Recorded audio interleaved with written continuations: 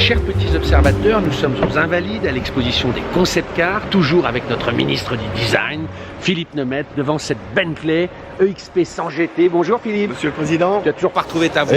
Eh non. Pourtant je l'ai cherché partout. Voilà, on va la retrouver. Alors là, on est devant ce monument. Tu le disais toi-même, il y a show car et concept car. Là c'est un concept car, c'est purement gratuit. C'est purement effectivement un concept car qui est une banque d'idées pour le constructeur. Mais c'est également un hommage aux 100 ans de la marque. Effectivement, tout le monde c'est 100 ans. Juste, j'ai quand même envie de donner un peu d'infos. Bentley, même s'ils vendent beaucoup de voitures, plusieurs fois les patrons de Volkswagen ont dit qu'il serait temps qu'ils gagnent de l'argent. Car Bentley ne gagne toujours pas d'argent malgré tout ce qui a été investi. Et ils ont décidé de ne plus faire la Mulsanne, qui était leur super berline. Et c'est intéressant de voir qu'ils sortent ça à ce moment-là. Il y a 2 ans, ils avaient présenté un coupé, un roadster électrique. Donc l'avenir du super luxe est en questionnement. Que nous dit cette voiture? Les 2 heures. Non, mais ce qui est super intéressant, c'est de voir effectivement comment si un constructeur ne vient pas à un salon de l'auto, on va se dire « Ouh, ils vont pas bien, qu'est-ce qui se passe ?» Si un constructeur, malgré de potentielles difficultés ou malgré le fait qu'il ne soit pas assez rentable, arrête de faire des concept cars, on va dire « Ah, non seulement apparemment ils vont pas très bien et ils font plus de concept cars, ils ont plus d'idées, plus rien. » Donc je pense que c'était une volonté aussi forte, c'est juste mon avis, de la part de Bentley de dire que non, on est toujours là, on a toujours plein d'idées sur une vision de la voiture de voyage. Et on nous parle de mobilité, de toute petite voiture. Apparemment, il y a 6000 LED qui constituent cette calandre qui est pleine parce qu'il n'y a plus besoin de refroidissement parce que cette voiture est électrique. Bon, c'est dommage, là, elle n'est pas allumée, donc il y a tout un jeu de lumière qui est absolument magnifique avec ces 6000 LED intégrés. C'est des diamants, quoi, en fait. Oui, en fait, c'est le... Tu dis voiture de voyage, développe. Parce que longtemps, face à Rolls, ils disaient nous on est plus sport. C'est-à-dire qu'il faudrait revenir au... Oui, plus sport, mais voyage quand même d'expérience. Ouais. Donc EXP pour expérience, GT pour grand tourisme. Donc cette voiture, elle se... Tu posais la question sur concept car. Oui, concept car, 5,80 m de long, 2,40 m de large. Donc bien évidemment, aucune chance d'avoir ce type de proportion. On peut avoir éventuellement des mêmes éléments stylistiques, mais on aura, en termes de proportion, la voiture est 10-15% gonflée. L'expérience de voyage, en fait, c'est un petit peu... il y a d'abord tout ce qu'on va... l'expérience de voyage, qu'est-ce que l'expérience de voyage dans une voiture? C'est du confort dans le ciel, dans le siège, etc. Mais c'est également le bien-être. Donc Bentley a travaillé notamment sur des capteurs qui mesurent la température du corps, la tension, et il y a un certain nombre d'éléments qui vont détecter si tu es mal assis, ça va te remettre un petit peu bien. Donc le bien-être, le voyage, le bien-être, l'expérience. Alors l'expérience, imagine début juin, tu as un rendez-vous tôt le matin, tu vois un lever de soleil fabuleux, une lumière. Imagine le 15 novembre sous la flotte. Eh bien, la voiture, elle aura enregistré, elle aura capté. Tu pourras redire, ah oui, remets-moi le 4 juin et ça va te luminothérapie, ça va te remettre l'ambiance. Tu es en train de me dire que c'est presque une voiture de soins, c'est un spa, quoi. Voilà. Allons-y. Ouais. Mais c'est vrai, mais où est-ce qu'elle diffuse cette lumière? Alors en fait, c'est dans ces panneaux. Ouais. Techniquement, je ne saurais pas exactement te dire, mais avec toute la technologie de nouvelle technologie de lumière, ça permet de recréer cette ambiance lumineuse qu'on peut trouver aujourd'hui dans des voitures de série. Avec les LED, on peut changer du bleu ou du rouge. J'imagine, il y a 20 ans, on n'aurait pas imaginé ça. Alors, je sais que ça fait bien, on va aller derrière, ça fait beaucoup parler ces histoires, mais ces capteurs d'ambiance qui vont un peu suivant ton humeur donner énormément. Ça fait très longtemps que je lis ça dans les salons japonais, sur beaucoup de voitures japonaises, des concepts. Finalement, je ne le vois jamais arriver.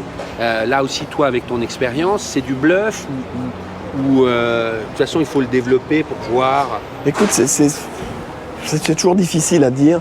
Je pense que ce qui est intéressant, c'est de voir que la technologie aujourd'hui, on l'accepte, on sait qu'elle est là, mais elle ne doit pas être intuitive. Intrusive. Intuitive, pardon.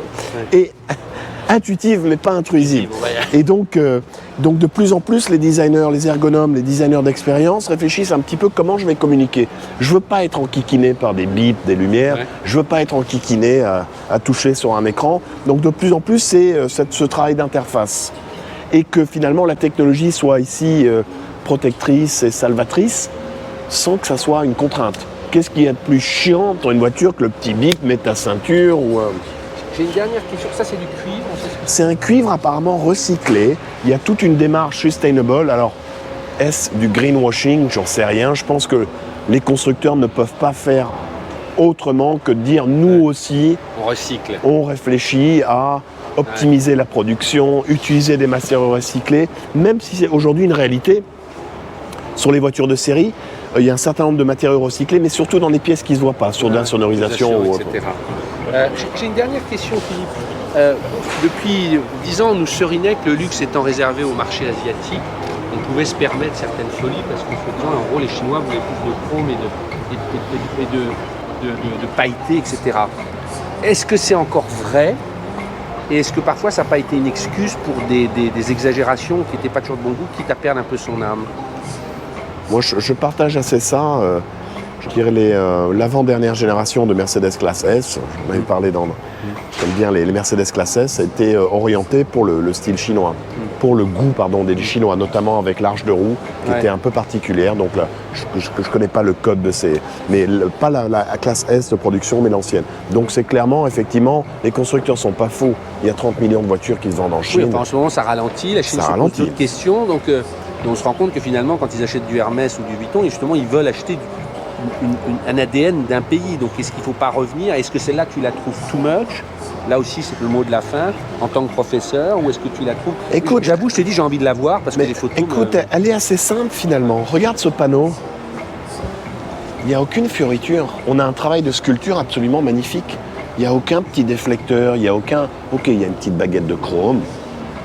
Mais le flanc est super épuré. Donc en fait, c'est un très beau travail de volume avec l'arche de roue qui se détache, l'épaulé typique des Bentley.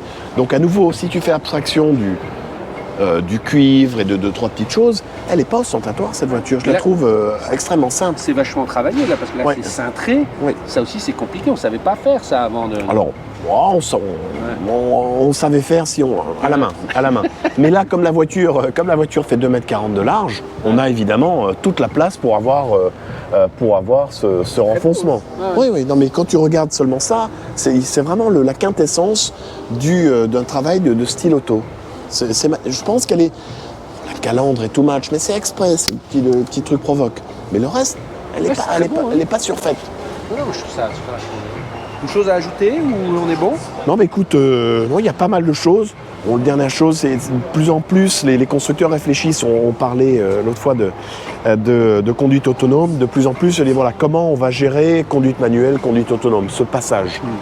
Et c'est peut-être la partie la plus compliquée. À partir du moment où la voiture se dit oh là, il y a un problème, il faut que tu reprennes le volant. Une seconde, c'est peut-être trop pour. Donc, si imagine que souvent ces concept cars un peu naïf, où toute la colonne de direction, comme cette voiture, tout se rentre à l'intérieur. Imagine, la voiture est paumée, elle bug. Le temps que ce volant, t'es assoupi. Et il y a eu apparemment quelques accidents sur l'autoroute Genève-Vevey de Tesla qui étaient pas des accidents graves. C'est un copain suisse, Alexandre, qui était membre du jury de la... par ailleurs. Il m'a dit que... Et donc, il m'a dit qu'il y a eu quelques accidents où la voiture, effectivement, ne se reconnaissait plus parce qu'il y avait une interruption de la bande sur les côtés. Et le temps que le conducteur réalise, c'était la demi-seconde de trop et pas des accidents graves. On parle moins de la voiture autonome. Les gens se sont calmés, ils ont vu qu'avec les milliards qu'ils ont injectés avant que ce soit... C'était le patron de Toyota qui avait dit on en reparle en 2040, mais voilà. Assistance, oui. Aide à la conduite, oui. Mais la full autonome, c'est plus compliqué. On y viendra sûrement, mais c'est pas tout de suite. Merci Philippe.